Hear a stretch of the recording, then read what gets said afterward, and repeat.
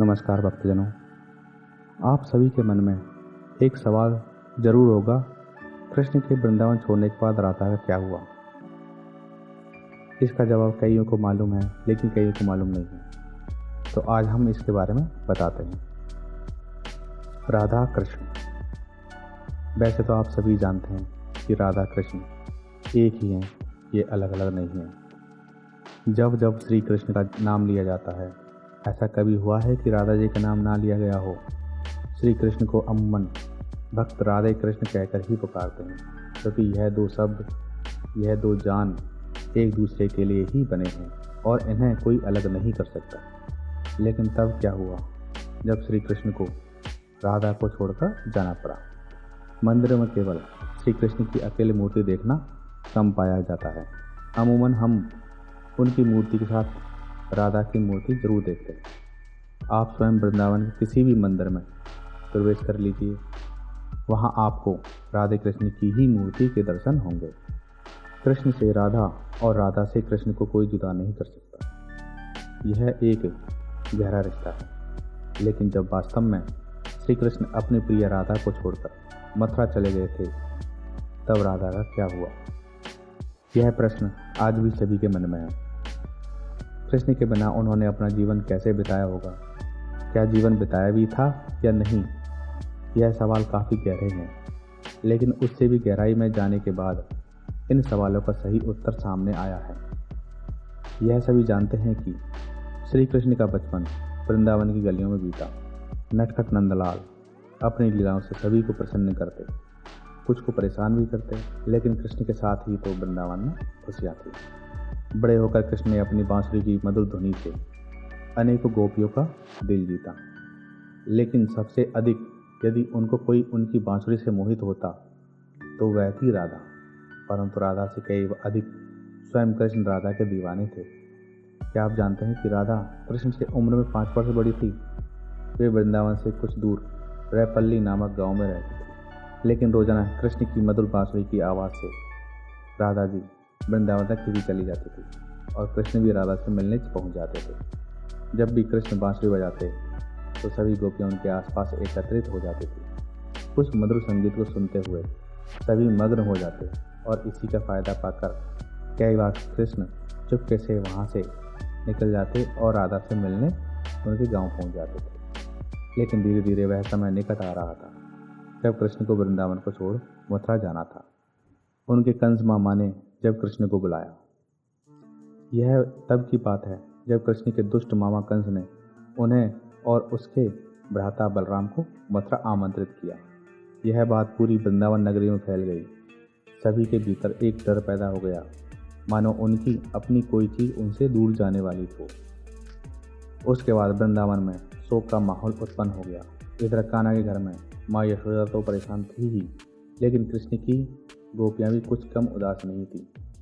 दोनों को लेने के लिए कंस के द्वारा रथ भेजा गया, जिसके आते ही सभी ने उस रथ के आसपास घेरा बना लिया, यह सोचकर कि वे कृष्ण को जाने नहीं देंगे।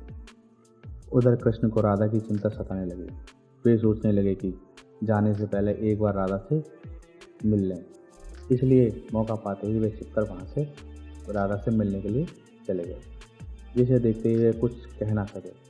राधा कृष्ण के इस मिलन की कहानी अद्भुत है। जब आखिरी बार राधा कृष्ण आपस में मिले, दोनों ना तो कुछ बोल रहे थे, ना कुछ महसूस कर रहे थे, बस चुप थे। राधा कृष्ण को ना केवल जानती थी, वरन मन और मस्तिष्क से समझती भी थी। कृष्ण के मन में क्या चल रहा था वे पहले से ही भांप लेती, इसलिए शायद दोनों को उस समय कुछ भी बोलने की आवश्यकता नहीं पड़ी। अंततः कृष्ण राधा को अलविदा कह वहाँ से लौट आए और आकर गोपियों को भी वृंदावन से उन्हें जाने की अनुमति देने के लिए मना लिया। आखिरकार वृंदावन कृष्ण के बिना सूना सूना हो गया। ना कोई चहल पहल थी और ना ही कृष्ण की लीलाओं की कोई झलक। बस सभी कृष्ण के जाने के गम में डूबे हुए थे। परंतु दूसरी ओर राधा को इस बात से कोई फर्क नहीं पड़ रहा था। लेकिन क्यों? क्योंकि उनकी दृष्टि में कृष्ण कभी उनसे अलग हुए ही नहीं थे। शारीरिक रूप से जुदाई मिलना उनके लिए कोई महत्व नहीं रखता था। यदि कुछ महत्वपूर्ण था तो राधा कृष्ण का भावनात्मक रूप से हमेशा जुड़ा रहना। कृष्ण के जाने के बाद राधा पूरा दिन उन्हीं के बारे में सोचती रहती और ऐसे ही कई दिन बीत गए। लेकिन आने वाले समय में राधा की जिंदगी में क्या मोड़ आने वाला था, उन्हें उसका कोई अंदाजा भी नहीं था।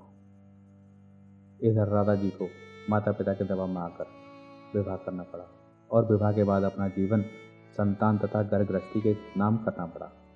लेकिन दिल के किसी कोने में अब भी वे कृष्ण का ही नाम लेती थी।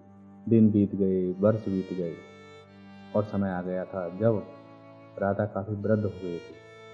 फिर एक रात वे चुपके से घर से निकल गई और घूमते घूमते कृष्ण की द्वारिका नगरी में जा पहुंची। राधा जब द्वारका नगरी पहुंची, वहां पहुंचते उसने श्री कृष्ण से मिलने के लिए निवेदन किया।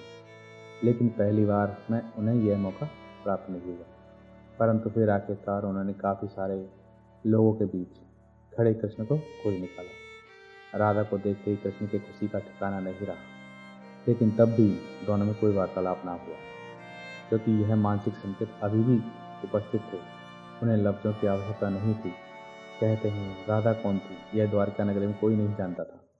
राधा के अनुरोध पर कृष्ण ने उन्हें महल में एक देवी के रूप में नियुक्त करा दिया। वे दिन भर महल में रहती, महल से संबंधित कार्यों को देखती और जब भी मौका मिलता दूर से ही कृष्ण के दर्शन कर लेती।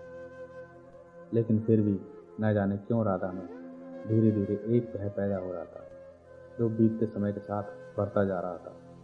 उन्हें फिर से कृष्ण से दूर हो जाने का डर सता रहा था।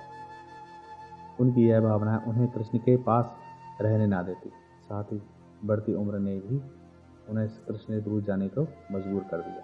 अंततः एक शाम वे महल से चुपके से निकल गई और न जाने किस ओर चल पड़ी। वे नहीं जानती थी कि वे कहाँ जा रही हैं, आगे मार्ग पर क्या मिलेगा, बस चलती जा रही थी। परंतु कृष्ण तो भगवान है, वे सब जानते थे। इसलिए अपने अंतर्मन से वे जानते थे कि राधा कहाँ जा रही है। फिर वह समय आया जब राधा को कृष्ण की आवश्यकता पड़ी। वह अकेली थी और बस किसी भी तरह से कृष्ण को देखना चाहती थी। और यह तमन्ना उत्पन्न होते ही कृष्ण उनके सामने आ गए। कृष्ण को अपने सामने देख राधा अति प्रसन्न हो गई। परंतु दूसरी ओर वह समय निकट आ गया था जब राधा जी अपने प्राण तथा दुनिया को अलविदा कहना चाहती थी। कृष्ण ने राधा से प्रश्न किया और कहा कि वे उनसे कुछ मांगे, लेकिन राधा ने मना कर दिया। कृष्ण ने फिर कहा कि जीवन भर राधा ने कभी उनसे कुछ नहीं मांगा, इसलिए राधा ने एक ही मांग की और वह यह कि वे आखिरी बार कृष्ण को बांसुरी बजाते देखना चाहती थी।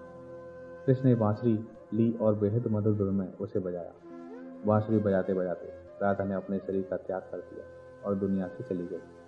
उनके जाते ही कृष्ण ने अपनी बांसुरी तोड़ दी और कोसों दूर फैल गई। ऐसा प्रेम सभी को मिले। बोलो राधा कृष्ण भगवान की जय।